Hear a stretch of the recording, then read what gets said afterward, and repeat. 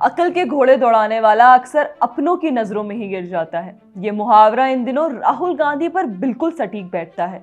बिना किसी दबाव या साजिश के राहुल गांधी खुद ही अपने पैरों पर कुल्हाड़ी मारते हुए देश के प्रति अपनी नॉन सीरियसनेस को बार बार सार्वजनिक तौर पर उजागर कर रहे हैं।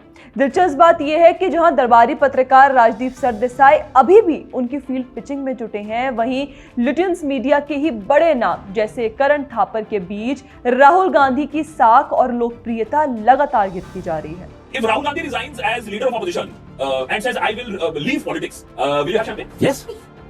Yes, I don't think Rahul Gandhi is a terrific leader of the opposition at all. I don't hesitate in saying that. देखिए, दरअसल हाल ही में द वायर पर एक तथाकथित ग्रिलिंग रिवेंज इंटरव्यू पेश करने की कोशिश की गई, जिसमें फेक देशभक्त आकाश बैनर्जी और कथित पत्रकार करण थापर शामिल थे।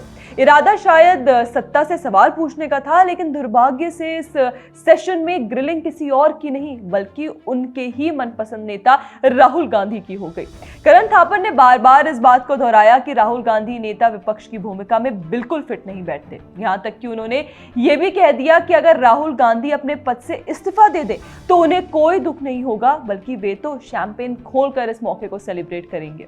और इतना ही नहीं, करण थापर ने ये भी बात जोड़ी कि जब राहुल गांधी 2005 में सांसद बने थे तब उन्होंने उन्हें इंटरव्यू देने का वादा किया था, लेकिन Rahul Gandhi, when he first became an MP in 2005, promised he'd give me an interview. He said, "Give me 1 year to find out what this job is like, and I'll speak to you." तब से लगभग 15-20 साल बीत गए, लेकिन उन्होंने interview दिया नहीं। लगभग 20 साल बीत जाने के बावजूद आज तक वह वादा पूरा नहीं हुआ। दोस्तों, यही है उस एलीट मेंटालिटी का नमूना जिसकी वजह से राहुल गांधी और उनका पूरा इकोसिस्टम अपने ही फ्रेंडली मीडिया पत्रकारों के साथ ऐसा व्यवहार करते हैं मानो वे उनके क्लास के ही नहीं हैं। हाँ, खान मार्केट गैंग और लिटियंस मीडिया के ये चेहरे उनसे चिपक के जरूर रहते हैं अपनी दुकान चलाने के लिए, बट कांग्रेसी इकोसिस्टम खासकर राहुल गांधी ने कोई खास भाव नहीं देते। मतलब जो अपने चाटुकार पत्रकारों का नहीं हो सका, वे देश की जनता का क्या ही होगा। आप मौसमी सिंह का उदाहरण ले लीजिए, जो कथित तौर पर हमेशा कांग्रेस लॉयलिस्ट रही हैं। उन्हीं को एक इंटरव्यू के दौरान राहुल गांधी ने बीजेपी का स्पोक्स पर्सन बता दिया था। आप ऐसी टी शर्ट ले लो ना, मैं आपको दे दूंगा, उनका वो सिंबल दे दूंगा आपको, ये उनकी लाइन है। क्यों? क्योंकि उन्हें मौसमी सिंह का सवाल पसंद नहीं आया था। यहाँ स्वाति चतुर्वेदी का नाम लेना भी जरूरी है। उन्होंने पत्रकारिता की शुरुआत भले ही बीजेपी को ट्रोल करके की हो, लेकिन लगता है उन्हें भी समय रहते समझ आ गया कि कांग्रेसी इकोसिस्टम के साथ अंधी वफादारी कोई फायदे का सौदा नहीं है। शायद इसी वजह से वे आजकल अपेक्षाकृत ज्यादा न्यूट्रल पर्सपेक्टिव रखने की कोशिश करती दिखाई देती है। दोस्तों, जब कांग्रेस के शहजादे अपने ही पार्टी कार्यकर्ताओं के साथ ढंग से पेश नहीं आते तो ये पत्रकार उनके लिए क्या ही मायने रखेंगे। वैसे भी इन पत्रकारों को सरकारी पैसों पर लग्जरी एयर ट्रैवल करने की आदत रही है, जो कांग्रेस शासनकाल में आम बात थी, लेकिन मोदी सरकार के आने के बाद इन सभी वीआईपी यात्राओं पर लगाम लग चुकी है। और इसी फ्रस्ट्रेशन में ये लोग आज भी राहुल गांधी की वफादारी में लगे रहते हैं। लेकिन अफसोस, हमारे नेता विपक्ष का रवैया इतना एलीट और डिटैच्ड है कि वे इन छोटे मोटे पत्रकारों को हवा तक नहीं देते।